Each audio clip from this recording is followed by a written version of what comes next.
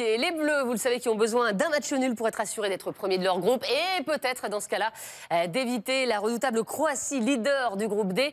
Alors finir premier, est-ce vraiment une obligation pour l'équipe de France cet après-midi? On va regarder vos réponses sur vos ardoises. Vous préférez l'ange Modric ou le fantôme de Messi pour Flo Gazan? Attention au fantôme de Messi qui pourrait quand même se réveiller. Premier dans un état second. Pour Dominique, vous nous expliquerez. Oui, non mais très bien, il faut vous expliquer pourquoi vous mettez ça. Oui, mais on a le droit de regarder le tableau. Bah ouais, on a le droit de se projeter. Oui, mais enfin, on risque de se projeter pendant le match. Ça ne va, c'est ça qui va être bien. Ça va pas être simple. Oui, et avec panache pour Bruno Salomon. Un grand oui pour Karim Nedjari. Un grand oui également pour Raphaël Sebaoun. Je vais commencer avec vous, Dominique Grimaud. Bah oui, il faut finir premier, bien évidemment, pour entretenir la confiance déjà, pour faire en sorte, créer l'émulation. Parce qu'on va parler tout à l'heure des coiffeurs, entre guillemets, parce que moi je suis persuadé que parmi les gens qui rentrent cet après-midi, parmi les joueurs qui rentrent, il y en a certains qui pourraient être très vite indispensables. Et puis aussi, pour éviter la Croatie en 8e, parce que je ne vois pas comment l'Islande pourrait accrocher les Croates, même si les Croates, comme les Français, font reposer.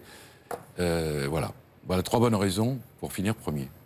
Alors, est-ce que terminer premier, c'est un gage d'aller loin en Coupe du Monde, Raphaël, ou est-ce que finalement on s'en fout?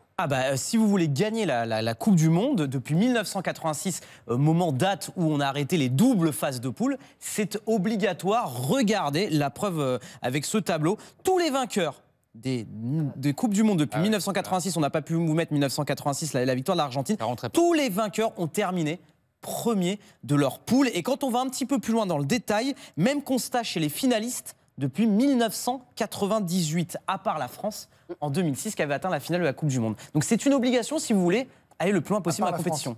À part la France finaliste en 2006. En 2006. Alors, donc, terminer premier, c'est important. Mais est-ce que c'est important également de séduire? Voilà, aujourd'hui, face au Danemark, c'est vrai que la France gagne, mais la France ne séduit pas pour l'instant, Karim. Là, c'est une question de riche. En fait, on oublie une chose, c'est qu'avant de se projeter, il faut voir ce qui s'est passé. On a quand même raté 3 mi-temps sur 4. Donc, il serait quand même temps qu'on gagne un vrai match. Et moi, je suis même un peu étonné que tout le monde soit ravi de voir tout le monde, que les coiffeurs jouent et tout ça. Moi, j'aurais laissé l'équipe pour essayer d'avoir un petit peu l'équipe type pour voir où on en est, travailler les automatismes et tout. Et là, je pense qu'il faut finir premier pour la confiance, évidemment, comme vient de dire Dominique. Et après, on verra. Mais on va prendre vraiment tour après tour, quoi. Mais alors, est-ce que c'est pas un risque, justement, Bruno Salomon, si on veut terminer premier, de mettre 6 remplaçants par rapport à l'équipe type, si tant est qu'on la connaisse, comme disait Dominique Grimaud? Il y a un risque, effectivement, et Didier Deschamps abat cette carte. Dans sa tête, depuis toujours, j'ai l'impression que, voilà, en 98, il l'avait fait. Moi, j'ai peur que ça coupe un élan pour certains titulaires des 2 premiers matchs. Je rejoins Karim sur le côté. Moi, j'ai envie d'avoir une équipe de France, même si c'est avec des coiffeurs. Je veux voir un match plein. Je veux pas voir une seule mi-temps. J'ai envie de voir un match plein de l'équipe de France. Mais on peut voir un match plein même avec des remplaçants. Bien Normalement, sûr, on a quand même une marge. C'est peut-être l'occasion pour certains de prendre des places.